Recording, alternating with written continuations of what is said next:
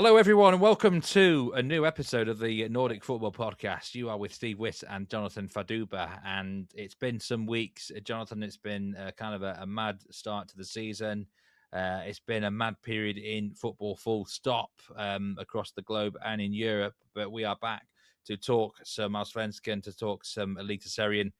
We're just 1 month away from the World Cup, where Norway and Sweden will be participating, of course. How are things with you? Hi, Steve. Hi, everyone. Yes, doing fine. Thank you. It's a very timely episode, of course, with so much going on, as you said. We're about a month into the season now. It's amazing how time flies, Steve. We spent the first few weeks of the season having no TV coverage and debating all that. And as the weeks have gone by, next thing you know, you blink, Steve, and 7 out of 30 games have gone, which is a good chunk of the season already. Mm-hmm. So there's plenty to talk about on this episode, of course, in Norway and in Sweden. We've had cup finals in Norway as well, which we'll talk about in part two. We're actually 23.3% of the way through the season, Steve, in Sweden, so nearly a quarter of the way already. So, yeah, a huge amount to talk about, dissect, and thank goodness, Steve, at least for part one, we will have nothing to talk about that has anything to do with VAR. True indeed. Allsvenskan, one of the very few leagues out there, or top flight leagues anyway, that still don't use VAR, and I hope they continue that because I absolutely cannot stand VAR. I can't believe I was so much in favour of it back in the day, but that's a debate for another day, perhaps. I'm sure we'll revert back to it. But yeah, look, we'll start over in Sweden. You're right. There's 7 games gone, and 6 wins for Sirius. They're top of the table on 19 points. They've got a 5-point gap already to several teams lurking behind, and then down at the bottom of the table, terrible times for IFK Göteborg, winless, and including a 6-0 defeat by Djurgården recently. Halmstad also winless down at the bottom of the table. One of the biggest problems that me and you have had this season is actually watching these matches live, which we've never ever had that problem before in all the time we've covered this league, because the change of TV rights and the deal over in Sweden there, I mean, it sounds like it's a pretty poor product domestically anyway, but there's nothing on the international stage outside of that region that we've been able to watch live properly. Even bookmakers have been in the dark, apart from a couple of weeks at Bet365. I've never known anything like it. I've probably watched less Allsvenskan than I've ever done before, which disappoints me because it became my favourite league because of the no VAR. Yeah, that's the big problem at the moment. So for listeners who aren't aware, we did tweet about it in the first few weeks of the season. Steve, I did my season preview and I got all excited, got myself up for the new year, tuned in on the first game of the season to watch and realised that there was absolutely nowhere in the world you could watch Allsvenskan unless you lived in Sweden, I think. Obviously, previously we used to have a connection via Discovery and Warner Brothers, who had the rights. They had a really good Twitter account that would post all the goals and match commentary and in running. Every goal would be posted and clipped pretty much within a few seconds. And we also had sites, like you said, betting sites, for example, Betfair would show games, and there was multiple places to watch games in the UK at least, even if it wasn't on TV necessarily. Remember that season once, Steve, when Eurosport had the Eliteserien rights 1 year, but Allsvenskan's never had that privilege. But yeah, at least there were still ways online that you could watch this league. Unfortunately, Steve, as I say, first game of the season, I was like, where is everything? No posts. TV2 are the team company that have now got the rights from Warner Brothers, from HBO. Of course, many listeners will know TNT, HBO, Warner Brothers all merged, or they're a conglomerate now, and so obviously the Discovery Twitter account rebranded to HBO. And there was no mention whatsoever. Normally, Steve, they do their season preview predictions and stuff on that Twitter account before the season starts. There was no predictions. And that got me thinking, what's going on here? There's no mention of Allsvenskan back. And then, as I say, first game, nothing to be seen. We did get in contact, Steve, with TV2. I tried to reach out to some of their executives to ask about it, and we've had nothing in return. No comments. As you say, Bet365 then briefly for a few weeks had the rights, I think, and posted some games. But obviously you need a betting account for that. And I think you have to verify your identity and stuff like that. So I personally don't have an account to be able to do that.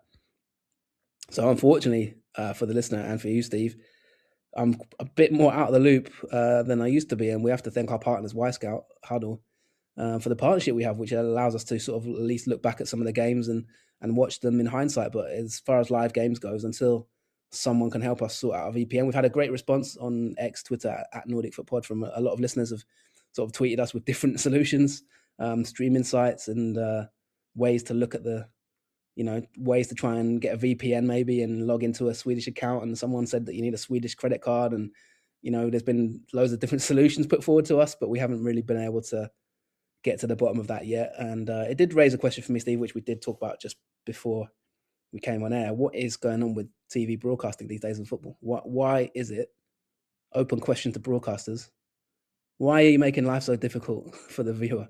The ordinary football fan. I remember the day, Steve, I used to be able to sit on my TV, on my couch, and watch Premier League, La Liga. Remember Revista de la Liga? Yes. Bundesliga, Yes. Liga, and Serie A, all on the same channels pretty much, or two channels. Yeah. And it is now they had National League as well.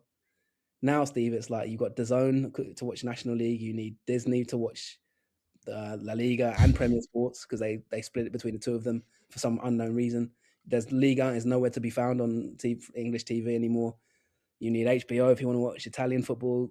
You need Sky if you want to watch Bundesliga, and then sometimes it's on BBC One iPlayer. So you need an iPlayer account. You need a TV license. I don't understand what's happening with modern football, Steve, and how difficult they've made it for the consumer. So that's rant number one out of the way. Long and short of it is, we are a lot more limited in what we can watch. And it's a real shame, Steve, because we've been doing this podcast for nearly a decade. And the whole point of it is bringing a bit of international exposure to what is a very good league in Allsvenskan and Eliteserien. Well, do you know what? It's actually been similar for the Eliteserien as well. Of course, it was on the One Football app for the last 2-3 years. And the best thing about that is you could watch it on I didn't, but you could watch it on your TV if you wanted with the app on there. You could blow it up full screen, and it was decent quality. I've had to resort to watching on Betfair over here in the UK and zooming my Betfair screen up to 200%, because the normal size of it, you literally need binoculars like Southampton have been doing in the EFL playoffs. It's been I have to say, it's been a real challenge. And for me, one of the biggest issues is, as you know, I'm often on the go quite a lot, Jonathan. I'm watching on my phone, and I would watch. That's where the bookmakers are really useful, or an app to watch it. That's not an option now for Allsvenskan at all. I have watched some Allsvenskan stuff at home on my main computer, watching some dodgy sites, but I'm not doing that on my phone, because I'm just not as protected as much on there. So it's been, I have to say, I don't think we've ever been more in the dark. And this is the year 2026. Like, football should be so much easier to watch. And you're right, other leagues as well. It's a real pain in the arse, to be brutally honest, to switch through your apps and stuff. DAZN for Syria, if you want the proper comms. La Liga split over 3 different things now, is it? Disney have it. I mean, Paramount are getting the Champions League a couple of seasons' time, I think. It's terrible. You need Amazon Prime as well for the Champions League. So Amazon Prime? Yeah, I actually think Amazon Prime have done quite a good job with their coverage. But ultimately, it's so frustrating. And from a Scandinavian point of view, yeah, it's been... I was hoping... I've known certain seasons before where the first couple of rounds, stuff hasn't been streamed properly, but it sorts itself out by usually 3 or 4 rounds in, no problems. It's got worse this year. It's actually got worse. Like, Bet365 had a couple of rounds of Allsvenskan, and they were the only book who did it. And now they don't have it now. I'm like, even, I work for Bet Rivers, a US sports book, and they stream everything. I read out the streams they have every day. Even they didn't have Allsvenskan. They have every league, and even they didn't have it. So I think there's a big problem gone on with distributing the rights across the globe. But I think it's only a bad thing for the league, surely, because you would want to showcase yourself, and they haven't been, and then obviously not doing it now. Yeah, and at the end of the day, Steve, it's the problem. I think, it affects the league from my point of view. I don't understand it. A league that is such a minor league, relative comparison in terms of revenues to other leagues, especially when you're on the cusp of such a wave, Steve. Like the league is getting more and more exposure. Eliteserien, you've just had glimpse in the Champions League, getting so far in the Champions League, getting to the knockout stages. You've had Djurgården getting to the Conference League semi-finals in the recent years. You've got Sweden, like you said, at the top of the show, and Norway in the World Cup. To then minimize the exposure to the league, I don't really know what TV2 have been doing. And even their X accounts, if you go on TV2's Twitter account, they barely mention Shocking. the fact that they have the rights. I know that they have a partnership, I think, with Fotbollskanalen, Canalen, so I think Fotbollskanalen does show some of the goals. But even that took a few weeks, I think, before that started. So there's clearly been some issues with communication. Like I say, we have tried to reach out to the league to get in touch. We may try again, but obviously, Steve, we only have a certain amount of hours in a day to really push this and chase for it.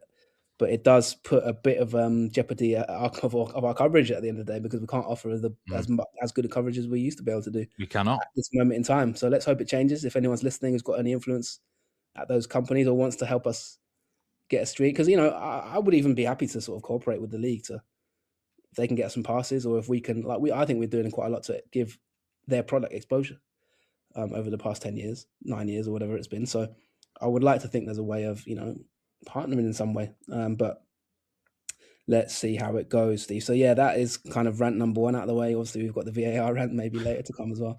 But yeah, the broadcasting has been an issue for us, and we'll see how it goes. I mean, the other point of it, Steve, is that yes, people will probably tweet us now and say you can just go on a dodgy streaming site and watch the games. But I think the overriding point that we're trying to make here is, if you want to do things above board in an honest way, you're basically as we've been able to do before. Yeah, you're basically being penalised. That's the bottom line of it. You're being forced to look at sort of nefarious ways of getting these streams. So, yeah, we're a bit out of ideas on that front, and we just keep checking every week to see if things change. But at the moment, it doesn't seem that way. Let's get back onto the football then, Steve, because I know you've got a question for me about Sirius, and I do want to get into them because. Well, yeah, I mean, pre-season preview that you predicted them 6th place, which I think I remarked at the time that seemed high. But you gave your reasons for them. You said they're definitely a team to watch out for this season. What a start they've had. 6 wins out of 7, 19 points on the board, scoring goals for fun. We had Mjällby win the league last year kind of out of nowhere. We've seen, I think, AGF have just won the Danish Super League, first win in 40 years for them. Yeah, could Sirius be the next story in this saga, perhaps? I mean, it is early days still, but there's been lots to like about IK Sirius so far. Jonathan, tell us a bit about them. Yeah, really dynamic team, Steve. They have been ripping the league out this season so far, and they haven't even really had what you could say are quote unquote easy games. I mean, they've had tough games against, I would argue, 2 of the best teams in the league, and they're still looking at a track record so far of played 7, won 6, drawn 1, and lost 0, which is a fantastic record. The most also goals scored in the league, so 19 goals out of 7 games. So I think that you can't really, with 23% of the season gone, I don't think you can really call this a fluke, to be honest. And I guess if there's one thing we learned from Mjällby, Steve, like you just said, they're winning the league. It's that you can't take a small team like this for granted anymore, even when it's an early season.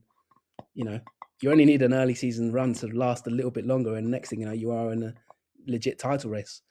So I think it's too early to say that yet, but they are currently 5 points clear at the top of Allsvenskan, heading towards the World Cup, obviously, and that'll be a long break, and that could break their momentum and break their team up as well with the transfer window opening. But as I say, they've had some tough games. It's not as if they've had easy games. They've beaten Hammarby, Steve. They've beaten Malmo away, which was an incredible result, to be honest, going to Malmo and getting the win. Gone to Häcken and got a draw. That's the only team that stopped them getting all 3 points. The other games they have had, in fairness, some lighter matches. Degerfors, they beat 3-0 away. Västerås, newly promoted, they beat them 4-1. Kalmar, they won 3-2. And obviously Örgryte at the weekend, they won 2-0. But I think the story of this team, Steve, so far is a dynamic. Like I said, a lot of people thought they would do well in pre-season based on how they looked. And what we have here is, Steve, a dynamic team. I think the key to it, and what makes me think this, you asked me about Mjällby, what could be a similarity to Mjällby, Steve? and I think it bodes well for Sirius, is they do seem to be a team that's getting their recruitment and scouting right. And I think if you look at all the teams, Aarhus, I don't follow the Danish league a huge amount, but I'm pretty sure they would be similar. If you look at Mjølby, if you look at teams, Steve, that these days tend to do well, these smaller teams that overperform, I think the overrun, Hearts in Scotland, they're 2 games away from winning the Scottish Premiership. The overriding theme is just being good in the transfer market and making smart decisions. And when we look at Sirius, Steve, I think that is an example. We only have to look at what I'll probably say is pound for pound the player of the season so far. Isaac Björkebo, who has got 8 goals, Steve, in 7 games with 1 assist, an incredible start to the season. I think SofaScore awarded him a 10 rating at the weekend for a performance against Ogrit, where he got 2 goals. He made a comment, Steve, that basically said that he decided to stay at Sirius, or he decided to join him in the first place when he had interest from clubs in, I think Norway, mentioned in Denmark, because of the reason that he knows the reputation of Sirius' scouting department. Now, this is a club that's had a lot of good players in the past and sold them on. You can look at someone like Yusuf Salech, obviously, who went to Cardiff for quite a good sum of money. They've had a number of players in the past few years. Obviously, Leo Walter is now at Swansea on loan with, I think, an option to buy or obligation to buy. They have gathered and started to gather a reputation, Steve, as a team that recruit well, play them, and then sell them on. And those comments from Björkebo saying that he went there for that specific reason when he had bigger offers, I think they are starting to get a bit of a reputation of being smart in the market. You see a lot, their recruitment is very odd, Steve. You've got a Scottish striker, you've got players from all different parts of the world. Like you had a Palestinian striker at one point. They tend to recruit from all different areas. I think one of the signings of the season so far as well has been Mohamed Souma at the back from Guinea. They signed him from Ghent's under 23 team, and he's come in and been an absolute stud at the back. So the recruitment is starting to gather a reputation. Robbie Ewer, as I said, from Scotland, is having a really good campaign as well. And, he was one of the most picked players in fantasy, wasn't he, at the beginning of the season? And he's had a brilliant campaign so far. And he looks like he might even get in the Scotland squad, or at least be in line for a big move in the summer. So I think this isn't just a story of like a team that's just fluked it and started the season really well. I think this is a team that is starting to emerge as potentially the next, might be too early to say it, but maybe the next Mjølby, or maybe the next Häcken, in terms of how they recruit and how they overperform relative to their sort of traditional status. I mean, yeah, they are top of the league at the minute, but it's quite, in terms of the underlying metrics, Hammarby seem by far the best team. Best expected goals by miles, best expected goals against by miles. No surprise to see Djurgården up there as well on the metrics. Every time I watch them, they just look excellent, and it's been that way for probably 12 months now. And I actually did. I've watched a couple of serious games. That 2-2 draw against Häcken was one I actually watched, and they came from behind in that. Your man Suma equalised late. It was a really good game. Häcken are an excellent watch, by the way, for the neutrals. So many goals in their games. I also watched Sirius beat Hammarby earlier this season, and they put in a really good performance. It was very early, round 2, I think it was. They put in an excellent performance to beat them 2-0. I mean, let's see if they can keep it up. But Hammarby, I mean, it seems whoever their manager is in charge of, they are the XG darlings. Seriously, the metrics that Kalle Karlsson has in his managerial career are second to none. But I mean, it's got to be a good sign for them at the minute. Would you say they're the biggest likely threat?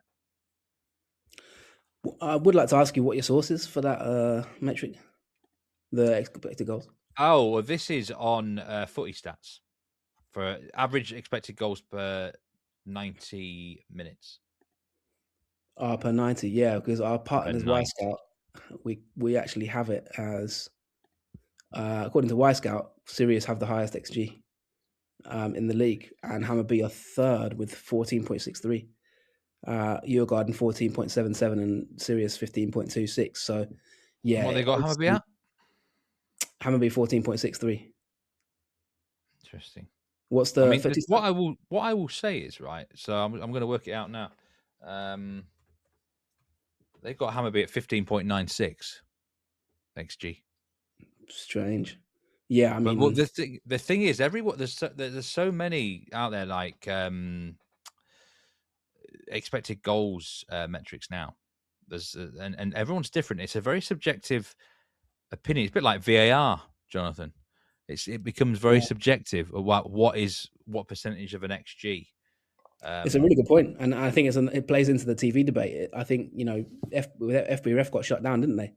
Because they wanted to bring it in house. I think Yes, Opta wanted to bring it in house or something like that, and there was a big debate about that, about analysis and should it be open to the public or should it be in house. I guess the football world seems to be fragmenting, Steve, and becoming harder to access because these different models now are creating different. There's no sort of one consensus anymore. So they got I don't know Sirius if at all the footy stats are they 11.62 based off. XG. Say that again. 11.62 XG footy stats have got Sirius, and Y Scout have got them at 15. You say? But is footy stats based on Opta data, or where do they get their Well, data? that's quite a large. Usually they're quite close together. So, I mean, I suppose that at the end of the day, Y Scout are our partners, so we're gonna have to go with them, aren't we?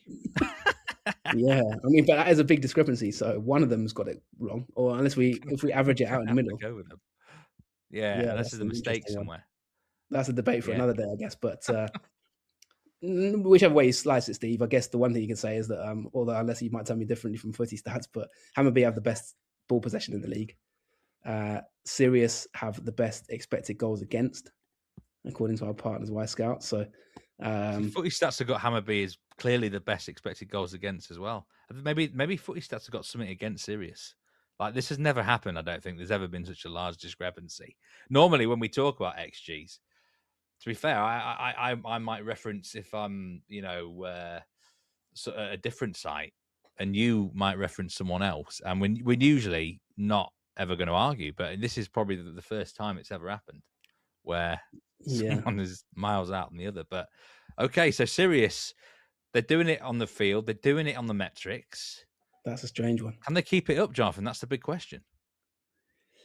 Yeah, well, I mean, the angle you were going down was Hammerby, and obviously, in terms of Hammerby, to just round that off the debate, because you were sort of saying that they were outperforming their metrics, but they are looking quite good as well. 17 goals, 5 conceded, best defensive record, obviously, in the league so far. They look like the main challenger, Steve. They're a level on points with Elfsborg at the moment, who also have 14 points.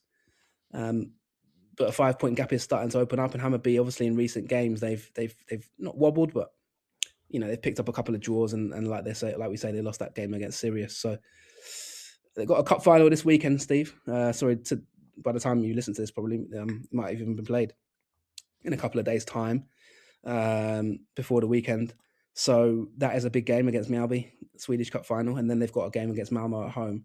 So we'll learn a lot about them in the next couple of weeks. Then they've got Gais away, Steve, and then Oikor at home, Stockholm derby. So I think the challenges are coming for Hammarby, but as you were sort of alluding to, Kalle Carlson has put together a team that is looking fluid, looking on their day very tasty, very spicy. Steve, you rightly pointed out a couple of games that they've been looking good in and had good performances.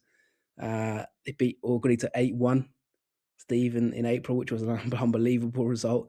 Managed to beat Mjällby, on the opening day 3-0, which really caused a bit of a stir. Mjällby didn't have the best of starts to this season. They do seem to have turned around slightly in recent weeks now, but had a really poor beginning to the season. We're in the lower half of the table after the first month. But yeah, the signs point to Hammarby being a definite title contender. At the weekend just gone, Steve, they got a 94th minute winner at EF to compound their misery, to win 1-0. So I think the one thing I would say about Hammarby, Steve, they're not showing massive signs of, missing Kim Helberg, if you know what I mean. They clearly miss him in some ways, obviously on a personal level, but in terms of results, they're still in that sort of second place, Steve. And I think of Kim Helberg now because I was just watching the Middlesbrough Southampton game, which ended in a defeat for him. So clearly he'll be looking to rebuild it in the Championship with Middlesbrough next season. But yeah, he's left behind a team that is looking capable of challenging, and they have rejigged the squad a little bit as well. As we said, there are a few things that are different to this Hammarby side. The way that Kalle Carlson's playing his football, he's got different elements to his game, but they are looking like a very solid unit and potentially a title contender for sure. Yeah, I forgot about the Swedish Cup final, of course. Which, I mean, by the time you listen to this, the final will probably be done. I don't think we'll probably even get the episode released until after it's done. But I mean, how important would it be for Hammarby to finally lift? They don't lift enough silverware, do they? Really, for a club of their stature, they really could do with beating Mjällby. They are the clear favourites to win that Swedish Cup final, but we know what Mjällby are like. They've found a bit of form of late. Bad start, wasn't it, for the defending champions? Lost to Ågreet at home, even, but they've started to come good again, and they might well live up to your pre-season predictions eventually. Mjällby, difficult start for them. They've turned things around, it seems, and a lot riding on that cup final for momentum. It feels like, Jonathan. Whoever wins it, I think, could well feel an awful lot better about themselves. Yeah, I must admit, I did start the season thinking, what's happened to my prediction, Steve, when they had a very wobbly beginning to the campaign, back-to-back defeats, lost away at Hammarby, which is, could be expected, but the margin of defeat 3-0 was quite unexpected. They took a bit of a beating in that match. And then the biggest surprise was they lost at home to Ågreet, newly promoted Ågreet, which was a massive shock. And that, like I say, that left them sort of floundering in the bottom of the table. They have started to turn around now, and they started to pick up some wins now. They've had 3 wins in a row. Picked up a good win at Malmo. Obviously, the Torstensson effect is strong there because he used to have a very good record away to Malmo, and that has carried on, Steve. And they managed to get a 3-2 win, and then in the most recent game, beat Degerfors 4-1 away. So things have started to pick up now. They're now only 1 point actually behind Hammarby. So although they're 6th in the table, the goal difference is way inferior, of course. Hammarby plus 12 goal difference, Sirius plus 12, Mjällby plus 4. It is only points in it now between them and second. Obviously, they're 6 points off Sirius, but they've put themselves back in the race a little bit now, giving themselves more of a chance. And it's going to be an interesting sort of next few weeks for them. If they can get the cup win, I think that they'll get that momentum. I saw Carmera Saxon has been posting again on social media, kind of posted some tactical elements that he was really pleased with about Mjällby. They've had positive news in this last sort of week or so, Steve. Elliot Stroud, I think, is in the Swedish World Cup squad. So that was another thing to be happy about from their point of view. So things are just maybe starting to look a little bit up for Mjällby, and maybe, as you said, I was maybe looking like I might have a bit of egg on my face with my pre-season prediction that they'd win the league as the season started. But maybe as things are going on now, they're just starting to turn the corner. The Swedish Cup final is streamed live on Bet365 over here in the UK, or set to be. So we can actually watch this game. We can, which has never happened. We've never been able to probably watch cup finals, but this must be different TV rights. Weird. What a weird world we live in. I'm looking forward. I'll watch that now. I'll watch that game now. I'll be on my way back from Harrogate tomorrow afternoon. I'll be watching it. So yeah, there you go. Swedish Cup final, Mjällby Hammarby. That's on the 14th of May. Where was I going to go? Yeah, down towards the bottom of the table now, because you mentioned that win that Hammarby had against IFK Göteborg. How can IFK be this bad, Jonathan? Winless, second bottom of the table. They're the worst team in Gothenburg right now, and even Ågreet have got more points than IFK. This is a disgrace. Yeah, they were 4 down against Djurgården after an hour, lost 6-0. To be fair, you weren't that high on them. You weren't that hot on them in the preseason predictions, were you? But this is bad, isn't it, for IFK? Yes, Steve. As always, IFK sort of a tumultuous side, and it's not looking great. I think it's kind of turmoil again behind the scenes as well, Steve. They are one of the teams I wanted to speak about. I mean, Gais had a really poor start to the season as well in terms of the Gothenburg thing. And Steve, it's really incredible that we've already had, we've already had all 3 Gothenburg derbies in the first sort of 4 or 5 weeks. IFK have already played both rivals. And then the next game coming up next week is Ågreet away. So they got a 2-2 draw against Gais. They lost the first Gothenburg derby at home to Häcken. But yeah, as you said, in the more recent results, a 6-0 pasting against Diff, who we'll speak about in a second. And obviously, like I said, that 1-0 defeat against Hammarby, so back-to-back defeats. Off the field, Steve, it's a tumultuous team. I know last season it was actually a bit more settled. Didn't speak about EF Court off the field as much as we have in previous years. But I think that was a rare oasis in a desert of constant speculation and change and rotation, because it was announced, Steve, that they're going to now rotate. I think the sporting director has announced he's leaving. And so he's only been in the door not too long, Steve. So things are already looking off the field, I don't really know exactly what's going on there. Then, the big headlines in Sweden again saying EFK in crisis. It's kind of, I don't know how many times I've seen that headline, the EFK in crisis, to be honest, over the last sort of 5 years. So they had a crisis meeting after one of the recent games, Steve. So Stefan Billborn has had a lot of pressure on his job. Some people putting trust in him, some people saying, behind the scenes that he should be sacked, and he's had to answer questions about his future. So yeah, there is a lot of, as always, a lot of speculation around DIF, and it's been poor results that have led to this kind of bad start to the season for them. I guess in some ways, some positives that you could have. I mean, Roxanne Yeboah is looking quite good at the back. People saying that he might end up with a big move, and that might help them bring in some more finances. But at the end of the day, as usual, Steve, yeah, it's sort of a lot of turmoil at Djurgården, and yeah, as I mentioned to you, it was announced in April. The sporting director, Hans Stiller, is stepping down in the summer. He says he thinks he's fulfilled his role at the club, and he's emotional, but it is time to leave based on his life situation. He only took charge of the sporting director role in 2025, so he's not been there that long, and we don't know. I don't think yet, as of yet, anyway, as of this statement, where he's going next. But yeah, they're looking for a new sporting director. They are looking for potentially a new manager if things continue, and the saga at the saga at EFK Göteborg after that massive defeat to Djurgården 6-0, the saga continues. I mean, it seems to me yet again, unfortunately, there's a lot of very, very poor teams down there. Really is. Results are disappointing. The quality's not there. Halmstad, bottom of the table, no wins either, just 4 goals.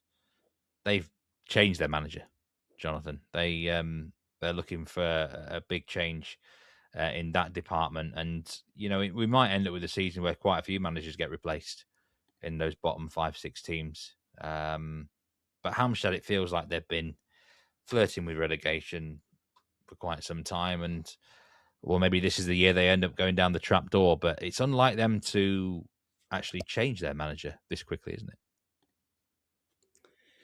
Yeah, well, it's one of those ones where it's like, I'm trying to think of who, I'm trying to think of an English equivalent. It's like, is it like Vitor Pereira, maybe you could say? Kept Wolves in the league last season, and then lost his job pretty quickly. It's a similar thing with Halmstad. The man that they brought in to help keep them in the league has now exited the stage left very, very quickly, Steve. So things haven't really worked out from that point of view at Halmstad. And their manager has gone. So Johan Lindholm, he is the guy who sort of did quite good last season, but he's struggled, and yeah, that's basically what's happened. He's been shown the door.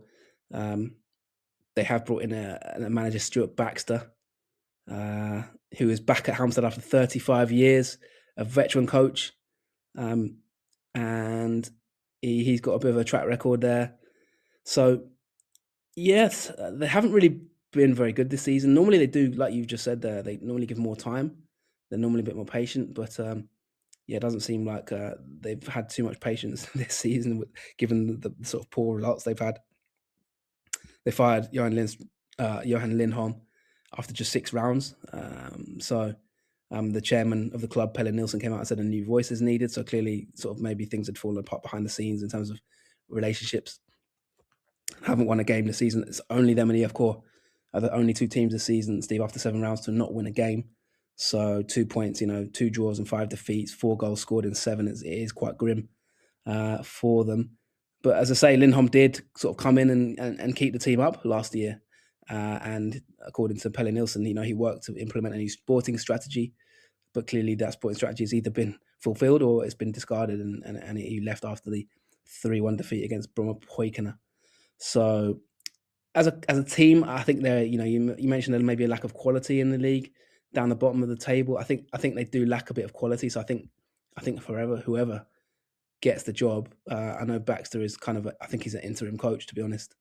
So I think even for him, it's going to be difficult. And whoever they bring in, I mean, Baxter's 72 now, so he's clearly not going to be there, forever.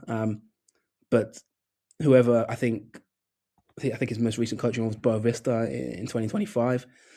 I think whoever they bring in, Steve, is going to have a tough run of it because they don't have the finances to really invest a lot of money. Whereas EFK, although they're bottom two of the league in the relegation zone, at least they've got some money to maybe inject in the summer, maybe and rotate things and bring players in.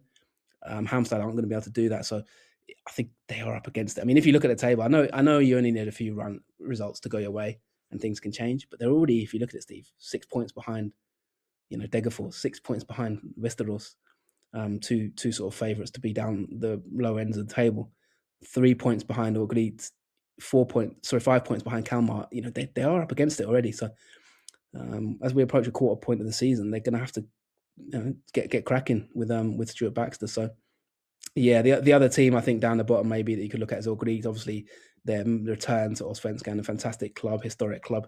They've struggled really, to be honest. Haven't had a huge amount of positive results, and the only win they picked up was beating Mjällby away, as we mentioned, beating the champions. Apart from that, they've started to sort of really falter. I think the 8-1 defeat to Hammarby has just really killed their their buzz, really. And since then, it's been a real struggle. 1 point since then out of 5 games. So the relegation battle is looking like it has got a bit of a Gothenburg flavour right now, Steve. And they play each other this weekend, all Greek against EFK Göteborg. EFK odds-on favourites to win in 90 minutes. Don't think you could back them with monopoly money, though, right now. EFK, could you really? The way things have been going. And Halmstad also faced All Greek the weekend after. So from an All Greek point of view, that they might look at that and think they've got a couple of winnable matches, but their defensive stats just seem horrific for All Greek. You did mention in the preseason podcast, they're lacking quality. And that could happen for that whole season. Just 3 more rounds before the World Cup, Jonathan, and then a massive break. I think it's about a 6-week break. So that's unusual. We don't get that in any other season, of course. So that's an opportunity for teams to turn things around. I suppose for teams that have got momentum like Sirius and stuff, they probably wouldn't want this break to come. But that's definitely a factor we've got to consider this season. There could be managerial changes, and the transfer window not that far down the road once the resumption happens in July. So I think it's going to be important how these teams negotiate that break. There's going to be friendlies, keeping players fresh and stuff. But before we move on to Norway, what about players that have really caught your eye this season? I recently wrote a Wisecout blog recently. And I focused on 3 talented players to keep an eye out for in Scandinavia, including one from the Swedish league, who you're going to talk about now as well, because he's been unbelievably good. Yeah, and I think that's not to sort of labour the point again, as we talked about at the top of the show, Steve, but at TV2, it's going to be another rant towards there. One thing you're depriving a lot of people from seeing is the talent that you have in Allsvenskan. If there's one thing you can guarantee, and this is why I think, the sooner there's like a Netflix version of football, Stephen, you can just watch every league, in my opinion, the better. But one of the things that you miss out on when you don't have access to these leagues, although we will be able to watch the cup final, as you said, is these emerging talents. Because for every player that leaves, Steve, it does seem like 10 pop up. And that is one thing that I will always love about Allsvenskan, I think, to be honest, and one of the main reasons that I continue to try and watch it where possible. So if you remember the preseason show, for those listeners who might have listened to it, I did sort of talk about a bit of a dip in talent, and a lot of top players had left. But within 6-7 rounds, Steve, we've already had the privilege of seeing some really, really high potential talents who have already been linked to big clubs now without even a third of the season gone. And the first one on the list, Steve, has to be talked about is Zedok Johanna at Oikor, 18-year-old who has been absolutely ripping up the league so far this season. A real star talent, Steve. This is a kid who I think he's got a big future ahead. Already been linked to, I think, RB Leipzig, already been linked to Borussia Dortmund, already been watched by Premier League clubs as far as I understand. He is quite young and precocious. There's still a lot to learn. But his 1v1 dribbling skills, Stephen, his ability to shift and beat a man are really, really frightening. And Oikor are a team who they haven't, they're not known for being an exciting team to watch, really. But this season, I wrote a Wyss Scout blog about 2 or 3 months ago about players in the under 19s. And I mentioned Kevin Filling, of course, and he's one who's come in and he, I think, scored at the weekend, in fact, for Oikor. So they've had a really dynamic and young forward line this season, really youthful forward line. And although they're sort of ninth in the table, 2 wins, 2 draws, 3 defeats, they've had some troubles, obviously a bit against bigger clubs, or sort of not bigger clubs, but big clubs, big rivals. They lost the Stockholm derby at the weekend 4-2 to Djurgården. They're big rivals. But yeah, Filling did score in that game. Johanna got an assist. Filling's only 17, and Johanna is 18, Steve. But Johanna's a really, really exciting talent. I know you've name dropped him in your Wyss Scout blog. And for anyone who hasn't seen that, go to Hardle's Wyss Scout blog or go to Wyss Scout on X, and you can check that out, or check our pages as well. We'll share it. Steve's highlighted Zedok Johanna and is exactly what makes him such an exciting player. A few others, Steve, I just wanted to name drop before we kind of wrap up part 1, though, as well, because it's not just them. It's not just Oikor who have all the talents. I think, as I said, Björkebo at Sirius is having a really good season. I think that Montana Majed is looking good at Hammarby. He's one that I've always liked, and I think I called him out in the preseason preview and said that I think he'll have a good season, Steve. I've got to name drop the 2 boys at Diff, and we do need to sort of just briefly mention Diff, because you have said it that you like the look of them every time you watch them. And this season, there's one thing you can say about them: they can score goals for fun. 10 goals, Steve, in 2 games against 2 big clubs as well, Oikor and their biggest rivals, Oikor, in the derby. And if there's 2 players you need to keep an eye on, I think it's the 2 new signings, Steve, Bo Hegland and Christian Lean. Now, I asked you about a couple of these players in the preseason preview because Lean is obviously a player who's come from Norway. He even played for Mjøndalen, Steve, our good friend Kevin Nicol, a friend of the podcast, and he came from HamKam. And Bo Hegland, Steve, is also a Norwegian, and he is an assist machine at the moment. 6 assists in 7 games and 2 goals. And he was signed from Moss, Steve. So I don't know what's going on in the Norwegian second tier and lower regions of Norwegian football, but they've produced 2 absolute talents there. I mean, tell me about them yourself, Steve. But the other thing I wanted to say, obviously we're talking about talents in the league, but the other thing I just wanted to point out there is, Diff. Although they're sort of quite hit and miss, they're quite inconsistent. When they're on it, Steve, they are really on it, as they have shown in their last 2 matches. When they're on it, they're the best team. Definitely, no doubt about it. But the problem is they find ways to lose random matches. And I'm not sure you can rely upon them to grind you out a win enough, if you know what I mean. If you had to have your life on them nicking a 1-0, I don't think you would have it. But if you had to have a team to thrash someone, it'd be them. Because when they're on the run, they're so good. I mean, Lien, I think I mentioned him on the preseason podcast. He kind of he got his big move to the Netherlands. It didn't really work out. From what I gathered, he wasn't a complete failure over there as such. He showed some promise to a degree, but ultimately just didn't get the minutes in the end. He was on loan last season at HamKam. Scored enough goals, in fairness to him, in a fairly poor team. Got quite a few assists as well. He's a strong lad, and he's come out strong, hasn't he? So, yeah, I think he's looked excellent for them. Who was the other player that you Bo Hegland. Opinion on? Bo Hegland. Now, where was his history? I feel like I've come across him before. He's been at Moss. I've definitely come across him. I need to look at him back again. But I mean, many clubs on record are Moss and Frigg. I know he was at Moss. Now, he wasn't at Moss when Sean Constable was there, was he? No, he wouldn't have been. He couldn't have been.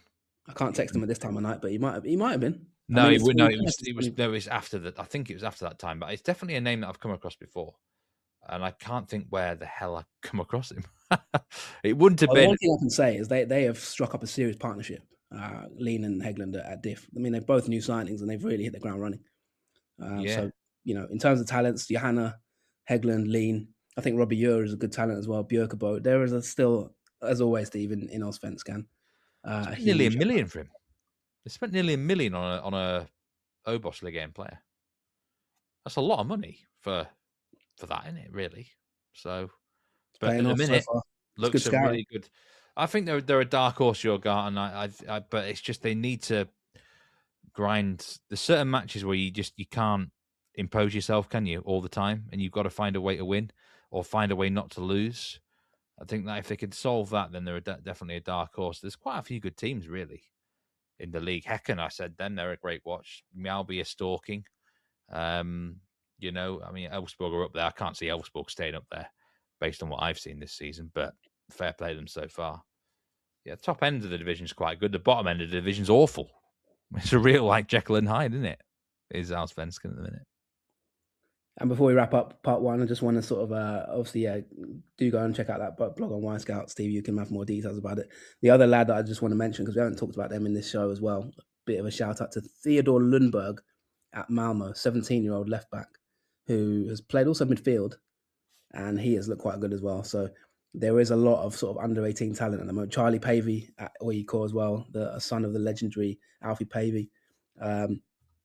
He's looked quite good as a right back as well. He's under 18, I think, or just about 18. So, yeah, Lundberg at Malmo. Steve, although they're not having an amazing season, they're still churning through a few talents from their academy.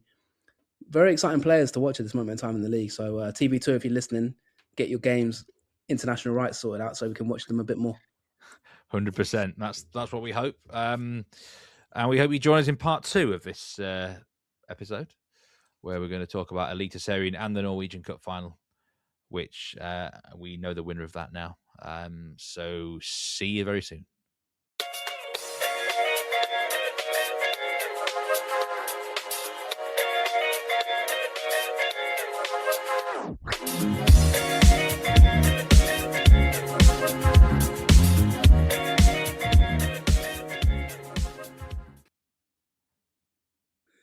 Welcome to part 2 of this week's episode of the Nordic Football Podcast, the only English language podcast that covers Scandinavian football in Norway and Sweden that has been in existence for more than 200 episodes, I should add. So we are unique in that sense. Welcome back. We've been a little bit inconsistent in recent months, but obviously that's just life, and that is the way things go. Would you call us the Fulham of podcasting?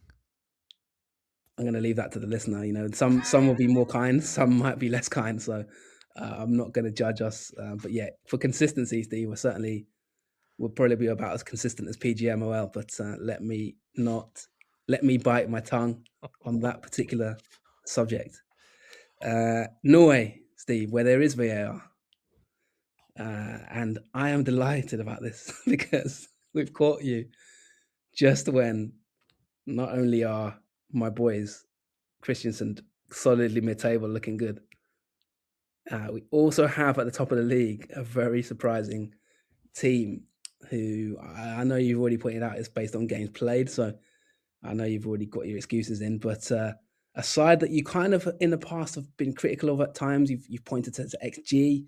I'm sure you've got Footy Stats XG metrics now to point out to me and to Tromsø fans to talk them down in some way, but top of the league currently, Steve, in Eliteserien is not the team in the Arctic Circle that wears yellow and black.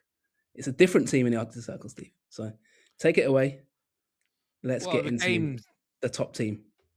The game scheduling's been all over the place. That's the first thing I'll say for Eliteserien, and it's become this way now ever since Norwegian teams have done so well in Europe. They let them play games early. So we're actually in a position where Tromsø have played a third of their matches already.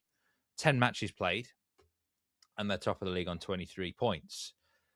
You've got Viking in behind them on 21 points, won 7 straight matches, but they've only played eight games overall. So, it's one of those things where you look at the league table and you've got to.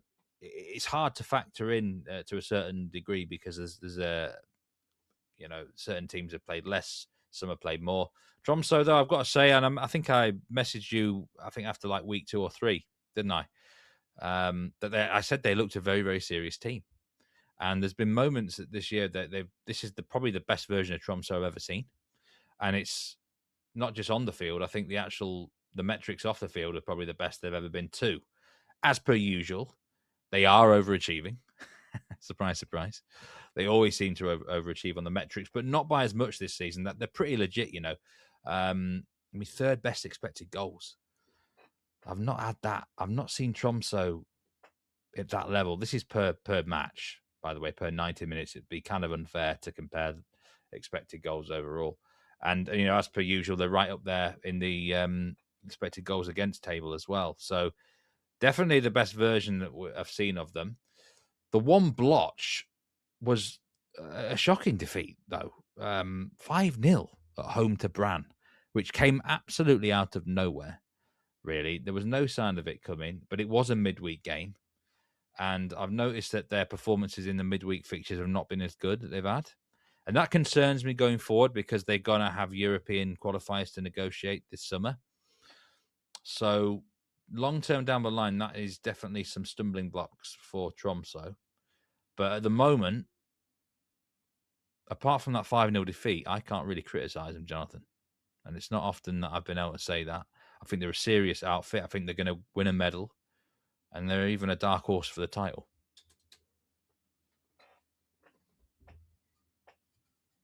I'm almost stunned into silence by that heart-worthy praise from Meatman Soccer. So I'm not quite, though, otherwise I'd be derelict in my duties. But Steve, I do have a couple of questions on Tromsø, actually, because what is it that's made them look so good? Because I've seen them getting a lot of praise on social media for a lot of the talents they have. That's number one. And I know you're going to talk to me about one of them who's in your Y-Scout blog. But apart from that, what is it that's made them take this step up to the point where even you are starting to take them seriously now? What's changed that has made you start to be wholesome in your praise compared to when in previous seasons they've been looking good, but you've still been a little bit hesitant about them? What has changed your mind? I mean, I don't know what metrics you're going to come up with from Footy Stats. According to our partners, Y-Scout Huddle, they are the third best team in the league in terms of XG, 19.06, behind Viking and Buda Glimt at the top, 20.70. And in terms of expected goals against, they're also third in the league, according to Y-Scout Huddle's metrics. I'm not quite sure what your metrics look like, but what has changed with this club? And I know, obviously, the games played is a factor in them being top of the league, but what is it that's changed the perception of them in your eyes? Well, I think they're what you call a system team. The system they play is so efficient that it makes players look better in it. And there's a few clubs around the world who are like that, aren't they? And I think Tromsø are one of them. The difference this year is they've got the best talent they've ever had in this system. So it's by default going to get them probably better results and better performances, isn't it? The massive part of it is this. I mean, it's kind of 3-5-2 or 5-3-2, whatever you want to call it. It's these wing backs at the key. Leo Kornic, who, I think he's a player we've always rated on this podcast down the years. But have we ever really thought of him as exceptional? Probably not. But in this system, he does look exceptional. And then the lad they signed from, I think it was just from Västerås, Thungalag Varnerud. Again, someone, I know you said you always quite liked him, but you would never put him in like elite category, would you? This level of football, but he's looked one of the best in the league. So I think the system makes the players gets the absolute best out of the players. That's the first thing to say. And then they do have a talent as well. I mean, Hieto Dahl, I mentioned him before. He's exceptional. And, they've actually managed to get a few more goals in the team this season as well. And there's even talent that's been not used as much, perhaps. I mean, Kinte, he's on the Y-Scout blog. He's not even been starting every match. But this was going to be my question, Steve. What I mean, talked about Kinte, and B, why I've noticed that he's not actually been playing quite as much, and there's been a little bit of talk about that. And is it to do with maybe a move, and what exactly is going on behind the scenes there. Because on the one hand, people are sort of saying this is the next level talent that's going to go on and play for a huge super club. And on the other hand, I'm looking at his minutes played, Steve, and he's played, less than 100% of the minutes of this season. He played 415 minutes in Eliteserien in 7 matches, and been left on the bench in 2 games and left out of the squad in one of them. So, and played 9 minutes against 1 minute against Brann and 9 minutes against Rosenborg, which is a bit strange for someone you'd consider one of your best players or best talents. So my question there is a bit on him. But just before you do talk about Tettey, and then you can also talk about the blog and other players that you might have mentioned. I have to say Varnerud. I think he's a top talent in the making. I really like him. I remember just watching him for Västerås, Steve. When I think it was even when Kyler Carlson, before we interviewed him, the first time when he was with Västerås in the Allsvenskan, and then they got relegated. And I remember thinking, he just caught my eye straight away. And no one knew who he was. I think he was 18 at that point. And I remember thinking, this kid's got something about him. And no one ever really talked about him. He's gone obviously to Tromsø, and I'm not surprised that you've just said he's doing really well. Kornick's another one. He's someone who at Diff, everybody thought he would have some potential to get in the first team. He never did, because they had some really good right backs, obviously, over the past 5 years. Djurgården made it really hard to get in the team. I don't know where he's playing now, but if I remember rightly, he was a right back at Diff anyway. So I'm not actually surprised that you've said those 2 players are doing really well, and I'm happy to hear it as well, because I rated both of them in games I've seen. But I didn't, to the level they're playing, I'm very happy to hear that. But yes, tell us about Tettey. Well, he's a very sought-after centre-back. He's a left-footed centre-back who is really good on the ball. He's a brilliant presser. And, you look at all the... I mean, for his age, I think he's 19. He's doing all the right things that he should be doing at his age, and he's attracting plenty of big scouts. I mean, I just see him as someone who probably does move this summer. Partly, whether he's ready or not is another debate, but you just cannot turn down big money moves, can you? Really, when you're given that opportunity. He hasn't been playing some of the games mostly because of fitness issues. The weekend he's had a problem with his leg. I think early on in the season, there was potentially some fitness issues as well. Which, he hardly played a minute in the first 4 rounds. But there's been a lot of speculation going on around him too, whether or not that's affected his game a little bit. I mean, the 5-0 loss against Brann, he was one of those players who was hooked at half-time. Rightly so, because they were so bad in that half. So, look, maybe there is moments where this whole hype can affect... Of course it would affect someone. It's going to, isn't it, at that age, when you're in a league like this. But he's an exceptional talent. And I think it also shows the depth of squad they've got in defence. Like, they can cover quite comfortably for him. And honestly, all they really lack is a top quality striker, in my opinion. But what they've managed to do is morph midfielders and even like wingers into genuine strikers in this 3-5-2 system. Again, the system wins out so well with Tromsø. It's such a unique system, and everyone is entwined with each other. The tactical element of it gets the very best out of the players. Yes, and talk to us about the interest in Tettey, Steve. Who has he actually been linked with, and also a little bit about the manager, because you're talking about the system. Obviously, in the most recent game, they beat Molde 2-0, which was a big win, obviously, against a team that's traditionally up at the top of the table as well, alongside them. And it looked as if they sort of played this sort of 3... Is it a 3-5? Is it a 5-3-2 system, or is it a 3-4? 3-5-2. Yeah, 3-5-2, I guess, with wing backs system. Talk to us about the man himself, Big Vic. Well, I think he's quite a reserved character, actually. He was the assistant under... what do you call him? I've forgotten his name. He's the assistant now at Bodo Glimt. So he came into the job unexpectedly at the start of 2024.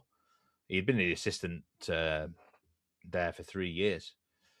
So it wasn't even expected necessarily that he would last that long. But he's I think one of his biggest strengths is calmness, actually. Whenever I see him, he doesn't seem to be someone who gets over emotional. He's not like Mikel Arteta on the sidelines, jumping around and stuff like that. So that's a positive. Clearly, what he's done is he's tweaked this tactical system, it's been similar for years, but he's refined it for himself, and made moves which has obviously got them to this high level now. And the recruitment's been excellent as well. So Vic is clearly a great fit. He knows the city really well. He knows the club exceptionally well. And yeah, I think the Tromsø fans will hope that this particular manager has loyalty, unlike the last one. Yes, Jürgen Vick, Steve, 36-year-old coach who was previously at Tromsdalen. Maybe he's one that you could even get on a podcast. I think he's probably about your age, isn't he? Born in 1990. So, yes, someone to maybe look into, and it looks like he's a manager on the up, Stephen. They've got a good fan base there. Tromsø, the star performer was Isaac Vadabu in that game, according to some sites. He got the man of the match award. And as I say, Kinte wasn't even in the squad. Steve, who is Kinte linked with? Is there anyone sort of on the radar? I talked about Zedot Johanna being strongly linked with RB Leipzig. Even there's reports that they're trying to lock him down for the summer window after only 7 games for Oikor in the league. Is there any similar things with Kinte going on, or is it watch your space? Yeah, he's been linked with several big clubs. Chelsea, I think, were the biggest name linked with him, and yeah, I think Man United as well, for that matter. But it does feel like the sort of move Chelsea would do, isn't it? They're obsessed, aren't they, with getting the best young talent they possibly can. If not at Chelsea, maybe one of their sister clubs, like your Strasbourgs of this world. That would be a good place for him to play football for a bit, actually, at Strasbourg. But this is not just your bog standard Belgium clubs or Dutch clubs that are linked with him. This is serious. The biggest clubs in Europe are linked with Kinte. So I think it's quite clear to see that they expect him to go all the way to the top, and he just has that blend of being a great defender, but also good on the ball potential. Do you know what I mean? And the physical attributes as well. I mean, his nickname's the Gambian Wall, I think, already. I mean, to get a nickname like that so young, fair play to him. And fair play to Tromsø for digging him out as well. Again, it's an exceptional scouting operation, isn't it, to get a player like that into your team. I probably would expect him to leave in the summer. Yes, the Gambian Wall. So I quite like that. It gives me sort of images of Game of Thrones in some ways on the wall. So yeah, very interesting there. And Kinte certainly one to watch for sure. Steve, so Tromsø team most definitely on the up. In terms of looking at the wider league, Steve, in the top 2, you've also got Viking, reigning champs, a team who, have been upsetting the big boys of Bodø Glimt in the last year or so, just winning the league narrowly last season and upsetting the apple cart there. But they've kept the momentum going, haven't they? And they are doing okay so far this season. Really good. Honestly, I thought they would maybe be a bit of a let up, from last season. And they started with a defeat against HamKam, but they've won every match since. And at the moment, I think I don't know. Maybe I would have them as the favourites to win the league if they keep this sort of thing up. They just seem in a really good rhythm. The big challenge for Viking will be in the autumn when they're going to have to juggle either Champions League football or Europa League football with the league. And let's see how they cope then, because I do think they've got a few players. You've got to wrap in cotton wool a bit, who I don't think they'll be primed to play 2 games a week. But maybe by then they'll have a bit of a lead even in the Eliteserien. But the same players are doing the job for them. Peter Christiansen, someone I probably continually underrate. And then obviously Trippic is the main man in attack still. They've got their set piece threat. Nothing's really changed from last season at all. They've been bang on the money, really. Look exceptional, and absolutely will have every chance of winning the title. Have they tweaked anything, Steve, or is it sort of same as you were? As you've just said there, you've mentioned some of the key players. Same as you were, really. I think the new keeper's now been getting some minutes. But it's the continuity effect that Viking have had is pretty impressive. And yeah, it does really remind me of what Glimt had when they started winning leagues as well.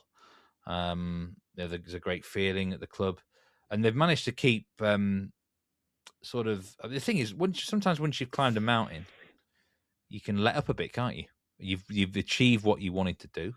It's quite hard then to defend your crown as such, or kick on again. Sometimes you need a reminder down the line, don't you?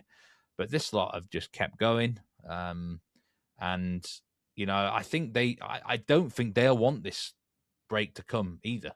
I mentioned maybe Sirius won't want it to come in Sweden.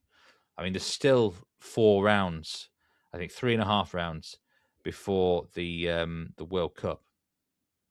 But yeah, at the minute Viking look really, really good, and they're going to be a contender. We actually could end up with a really good finish, like dramatic finish, because the top 2 plus Bodo Glimt as well may well end. This might be a memorable season in terms of entertainment and drama.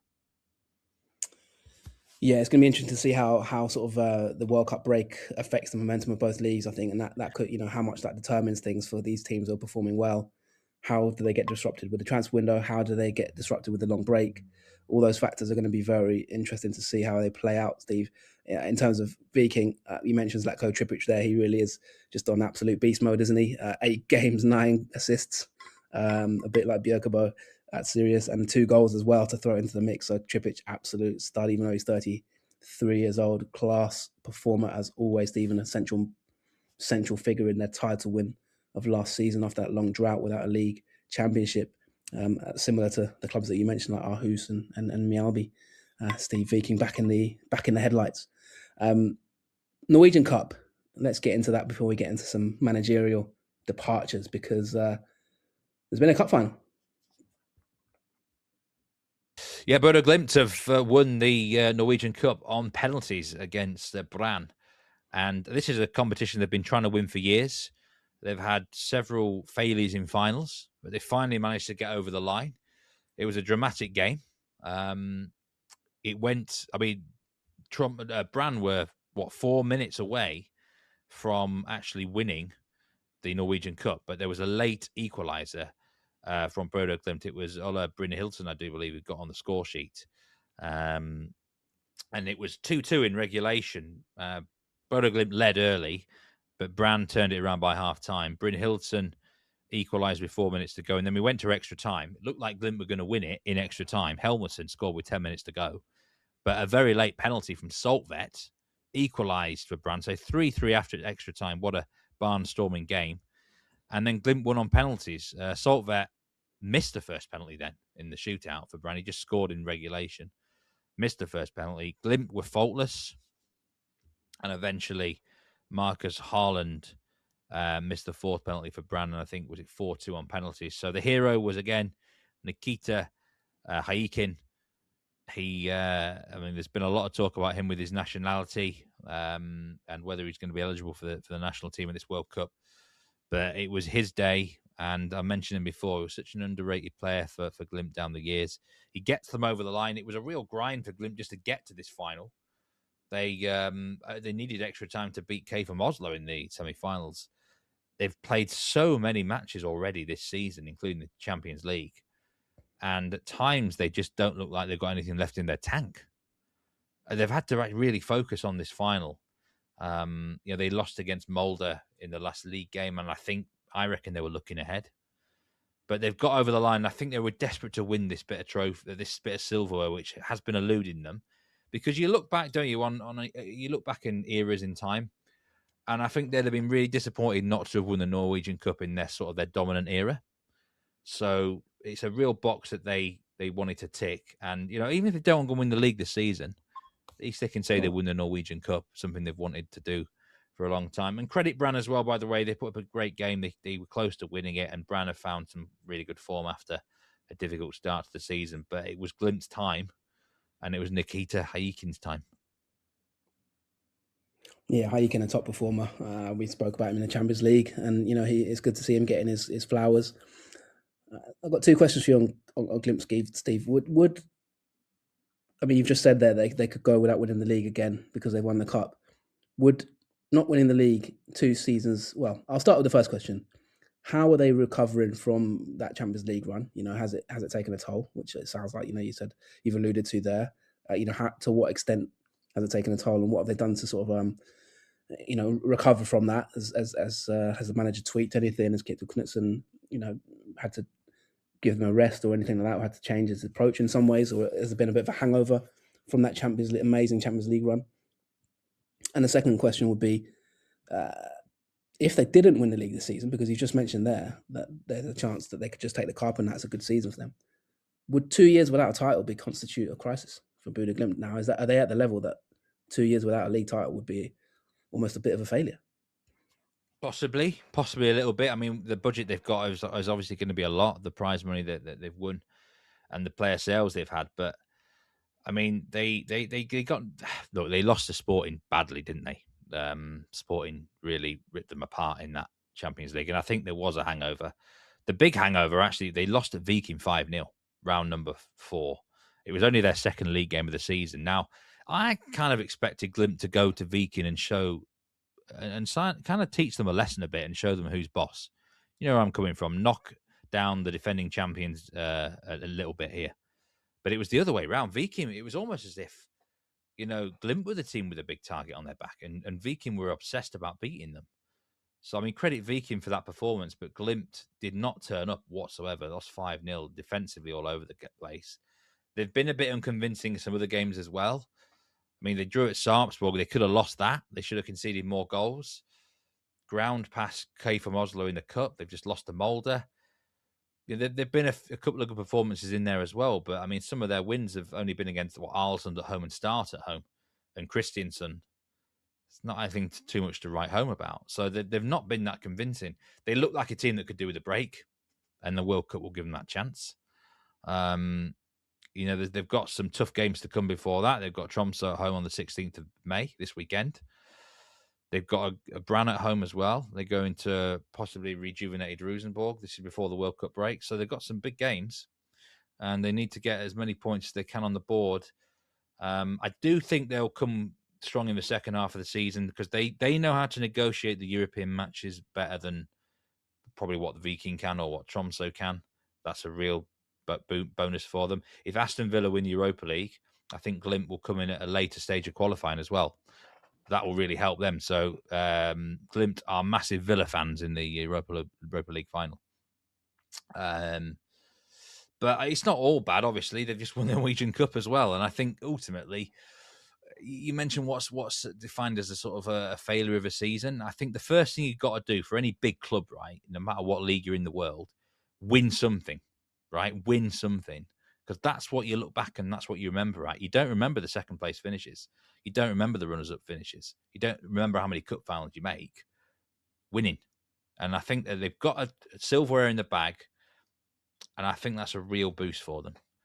And but they're not. The other thing about the domestically, you know how they caught a lot of teams by surprise in Europe. Everyone knows how they play domestically, and despite them not being the defending champions, I still think they're the team that's got the massive target on their back. Yeah, almost sort of, we're going to talk about them in a minute, but it almost feels like a bit of a Rosenborgification of Glimt, really. It feels like they're now the big dog and people are getting up for them and, they're having to deal with the pressure. And it's just interesting because the flip side of it is obviously they've been such a novelty for so many years now that you eventually no longer are the novelty. It's a bit like Man City, isn't it? When they first started winning things, maybe different level because of the money at City and that kind of thing. So it's differently, I wouldn't really, it's probably not the best parallel, but an organic club who have sort of grown and now they are the sort of dominant force. And that's why I asked that question about, do you suddenly then, the flip side of that is that you're expected to now win everything. And so it interests me to think if they didn't win titles for 2 years running, is that considered, a bit of a failure, or are their fans sort of happy with, all the success they've had, which is a huge amount as well. But like you said, that maybe there's, like you've said with the cup win, maybe even a still underriding feeling that could have even won even more. Who knows? But let's see how it plays out. And I think, as you've pointed out to there, I think a break is probably what a good number of those players need. I don't know how many will be involved in the World Cup, but I'm sure quite a few of them will be getting a rest. So that could rejuvenate them, actually, and that could be a bit of an ominous sign for the likes of Tromsø and Viking and others. As I mentioned there, Steve, Rosenborg. Let's move on to one of our final points for this episode, which is managerial sackings. Yes. Now, I don't know what you were doing on Star Wars Day, Jonathan, May the 4th. But the the force wasn't with the managers of Rosenborg and Vålerenga, because on May the 5th, Alfred Johansson was sacked by Rosenborg. And then on May the 6th, Gaia Baka was shown the door by Vålerenga. So back to back. I mean, these is early sackings.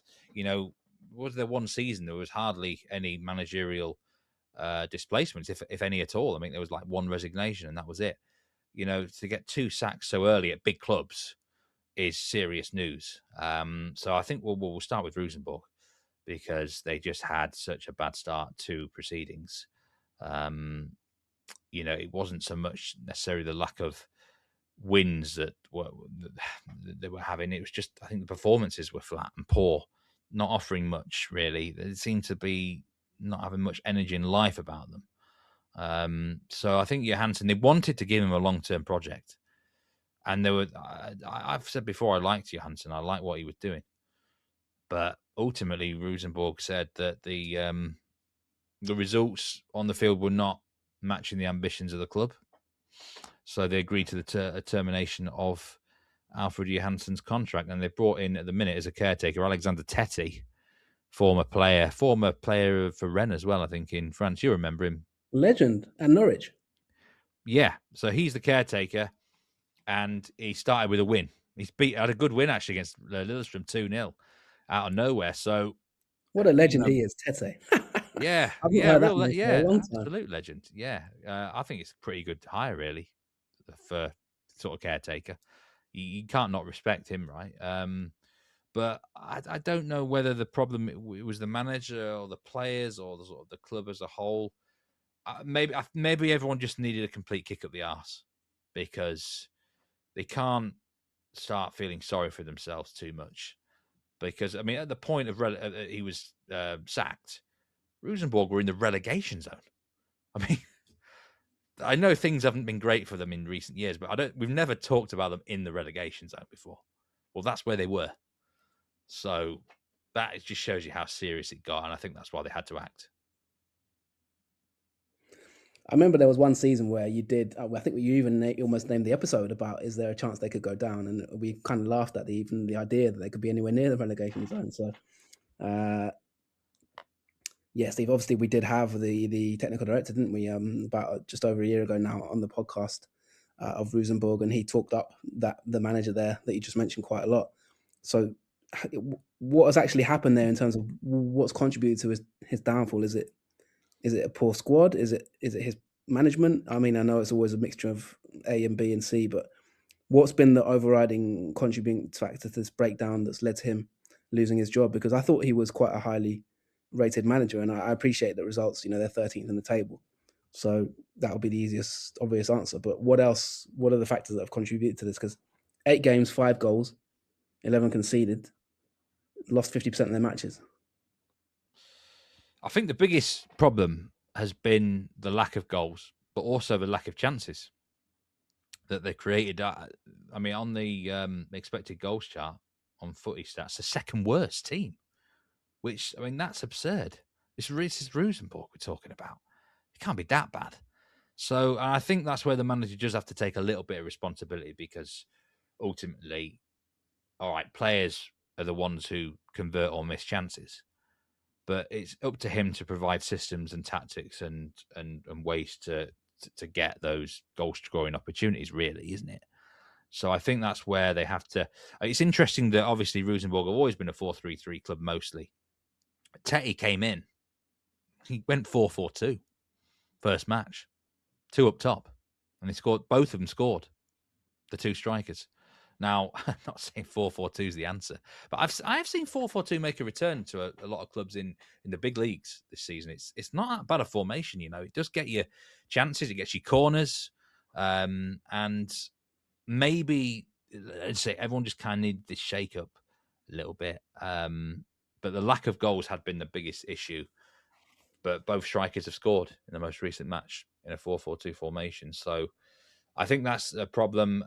Some of the fixtures weren't ideal either. To be fair, I mean, look, they played Viking, they played Brann already. That's not easy. I've always said early in the season, the home matches for them, the pitch isn't great here at Lerkendal. So, yeah, there's a few factors going on. And I can see why they had to make the change, because you cannot be in the relegation zone after 7 rounds if you're Rosenborg, can you? No, and although I know you've got some titles in mind for this episode, I'd be very happy to see anything related to Alexander Tettey in this title. So good luck to Big Tettey. I'm absolutely thrilled to hear that name mentioned after his stellar spells in the heart of midfield for Rennes, the team I used to remember watching back in the day in Norwich as well. So fantastic to see he's still around the scene. And yeah, he was. I think he wasn't he one of their first £1 million players at Rosenborg, if I remember rightly, or Champions League Pretty players. sure he I know was. there's a big Yeah. key stat about him at Rosenborg, but anyway, a bit of a legendary figure there. So yeah, massive good luck to him. And over at the other side of the Norway, well, not the other side, but Vålerenga, Steve, you mentioned about them. What's happening there? Yeah, Geir Bakker was shown the front, the back door, whatever you want to say. Sacked on the 6th of May, 11th in the table. And I mean, this one caught me a little bit more by surprise, I've got to be honest, because I think Geir Bakker's done a pretty good job here since he's come in. But I think it just shows you where maybe Vålerenga are in terms of their ambitions. And I think they expected more of themselves. Just looking at the preseason prediction I gave them was 5th. So obviously I was expecting more of them as well. I think with the case of with Vålerenga, I believe the underlying metrics are a bit better, to be honest. And I think he's been a bit unlucky, Geir Bakker, to a degree. And the replacement, by the way, is an interim called Petter Mira, former. I mean, he's been incredibly. What is it about this Lillestrøm link? Sometimes the two big rivals, Lillestrøm and Vålerenga. He was an assistant at Lillestrøm for 4 seasons. Then he became an assistant here under Bakker, of course. They went there together. Now he's the interim here. So ultimately, at the end of the day, this won't be permanent, I don't believe. And it just kind of shows the ambitions. I was surprised by Geir Bakker moving on. I really was. But the results, to be fair, haven't been that great.